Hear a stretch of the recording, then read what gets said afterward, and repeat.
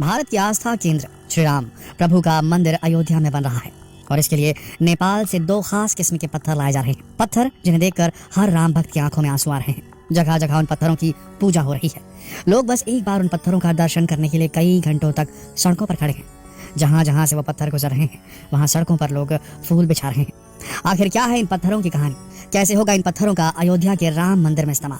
आखिर क्या है भगवान श्री राम का इन पत्थरों से संबंध? पत्थर तो दुनिया भर में है, लेकिन नेपाल से ही क्यों इनको लाया जा रहा है?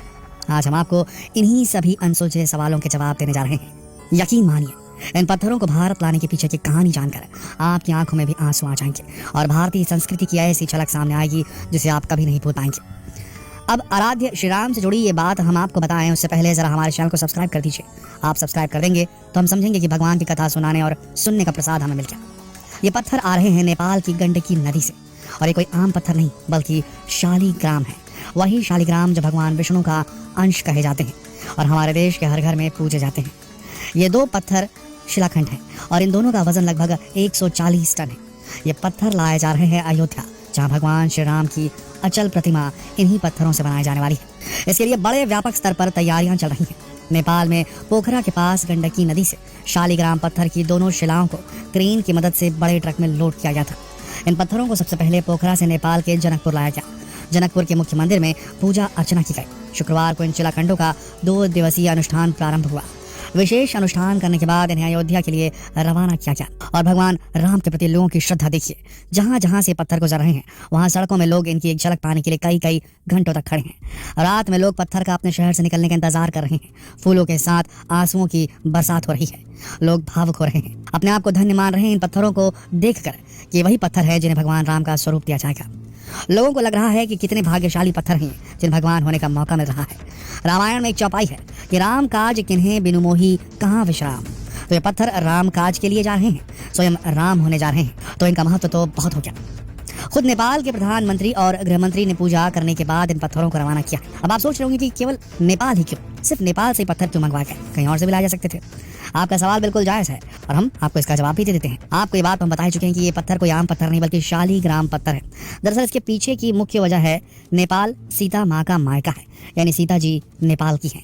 और जब वहाँ के प्रधानमंत्री को ये बात पता चली कि राम मंदिर का निर्माण कार्य शुरू हो चुका है तो उन्होंने कहा कि अगर बेटी के यहाँ कोई शुभ कार्य हो रहा है तो उसके मायके से कुछ शुभ चीज़ वहाँ जानी चाहिए। फिर क्या, अपने देश की सबसे पवित्र चीज़ भेज दी और उससे बनेगी रामलला की भव्य मूर्ति और इस पर लगातार काम चल रहा है। ऐसा नहीं है कि दोनों पत्थरों से मूर्तियाँ बनेगी बल्कि उससे भी कम पत्थर लगेगा, लेकिन मायके वालों ने इतना भेजा है कि माता सीता के यहाँ कोई कमी ना हो। इन पत्थरों से मूर्तियों को बनाते समय भगवान राम के विशाल व्यक्तित्व, उनकी सुंदरता, उनके चेहरे की कोमलता, उनका शौर्य, उनका दया भाव उस मूर्ति से झलकना चाहिए। इस पर लगातार बैठकें हो रही हैं कि आखिर उन मूर्तियों को कैसा बनाया जाए कि भगवान के बाल रूप के साथ साथ उनके यौवन की झलक दिखाई दे। यानी रामलला की ऐसी मूर्ति बनाई जाएगी जो जैसा देखना चाहता है उसे वैसे ही दिखे।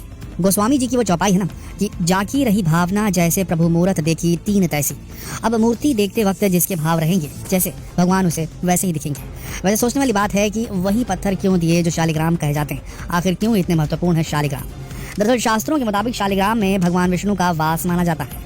पौराणिक ग्रंथों में माता तुलसी और भगवान शालिग्राम का जिक्र भी किया गया है, इसलिए इन शिलाखंडों को बहुत ही खास माना जा रहा है। लोगों के मुताबिक इन शिलाखंडों का धार्मिक महत्व है क्योंकि इनका संबंध भगवान विष्णु से है।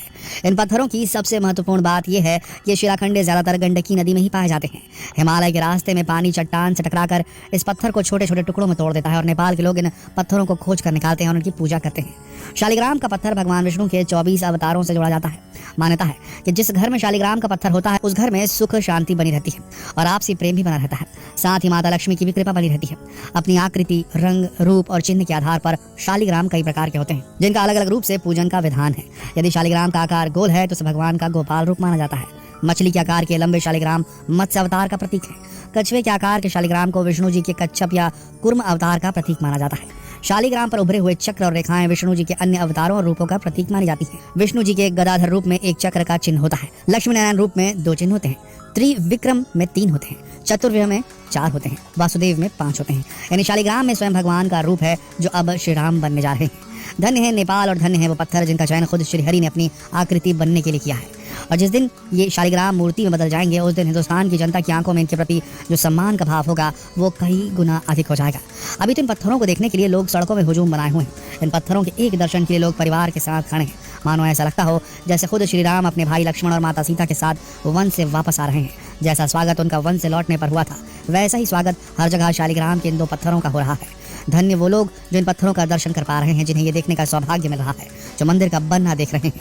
भविष्य में वो मूर्ति के सामने दर्शन की अभिलाषा लिए खड़े होंगे तो उनके मन में पहले से ही एक ऐसी आकृति होगी जो पत्थर की होगी, यानी भगवान की मूर्ति से पहले वो पत्थर लोगों के मन में बस चुके हैं। आप हमें बताइए, क्या आप इन पत्थरों के बारे में और क्या जानते हैं? क्या आपको इनके दर्शन का मौका मिल पाया या फिर आप